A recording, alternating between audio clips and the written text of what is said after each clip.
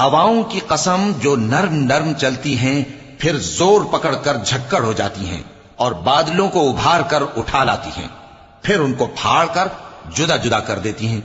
پھر فرشتوں کی قسم جو وحی لاتے ہیں تاکہ عذر دور کر دیا جائے یا ڈر سنا دیا جائے کہ جس فیصلے کا تم سے وعدہ کیا جاتا ہے وہ ہو کر رہے گا، جب تاروں کی چمک جاتی رہے اور جب آسمان میں شگاف پڑ جائیں اور جب پہاڑ ریزہ ریزہ کر کے اڑا دیے جائیں اور جب پیغمبروں کے لیے وقت مقرر کر دیا جائے، بھلا ان کاموں میں تاخیر کس لیے کی گئی؟ فیصلے کے دن کے لیے، اور تمہیں کیا خبر کہ فیصلے کا دن کیا ہے؟ اس دن جھٹلانے والوں کے لیے خرابی ہوگی۔ کیا ہم نے پہلے لوگوں کو ہلاک نہیں کر ڈالا تھا؟ پھر ہم ان پچھلوں کو بھی ان کے پیچھے بھیج دیتے ہیں۔ ہم گناہگاروں کے ساتھ ایسا ہی کیا کرتے ہیں۔ اس دن جھٹلانے والوں کی خرابی ہوگی۔ کیا ہم نے تم کو حقیر پانی سے نہیں پیدا کیا، پھر اس کو ایک محفوظ